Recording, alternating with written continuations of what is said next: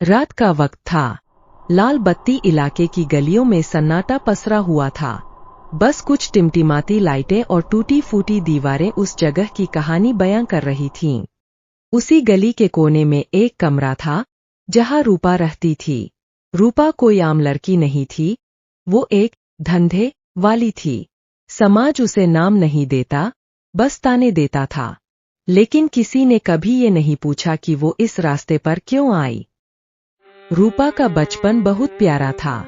माँ बाप किसान थे, गरीबी थी मगर इज्जत थी। लेकिन एक दिन गांव के दलालों ने नौकरी का झांसा देकर उसे शहर ले आए।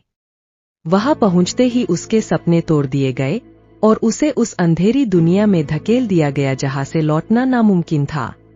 हर रात नए चेहरे, नए दर्द और हर सुबह खाली जेब के साथ टूटा दिल।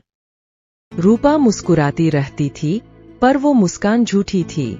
उसके दिल में हर रोज तूफान उठता था।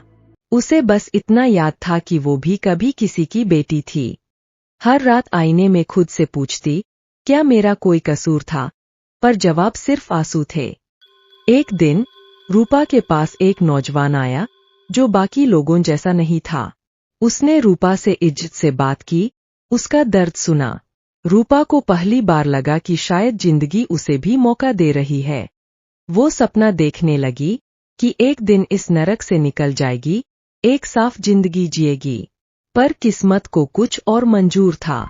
वो नौजवान दरअसल एक पुलिस मुखबिर निकला। अगले दिन छापा पड़ा, सब लड़कियों को पकड़ा गया और अखबारों में लिखा गया, धंधे का अड्डा पकड़ा गया। किसी ने नहीं लिखा कि ये लड़कियां मजबूर थीं। रूपा जेल पहुंची। उसने कई बार कहा, मुझे बचाओ, मैं बुरी नहीं हूं, बस फंस गई थी, लेकिन कोई नहीं सुना। जब वो रिहा होकर लौटी, तो समाज ने उसका दरवाजा बंद कर दिया।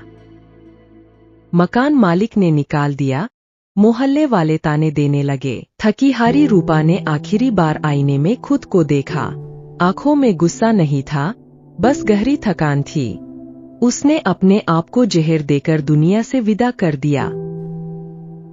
सुबह जब लोगों ने दरवाजा तोड़ा, तो दीवार पर एक कागज चिपका था, मैं बुरी नहीं थी, बस हालात ने मुझे बुरा बना दिया। रूपा की लाश गिरी पड़ी थी, लेकिन उसके चेहरे पर शांति थी। शायद अब उसे वो आजादी मिल गई थी जो जिंदगी ने कभी नहीं दी।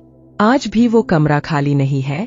कहते हैं, जब कोई लड़की रोती है तो रूपा की आत्मा उसके पास आकर कहती है, मत टूटना, दुनिया चाहे कुछ भी कहे, तू गुनहगार नहीं, तू बस मजबूर है।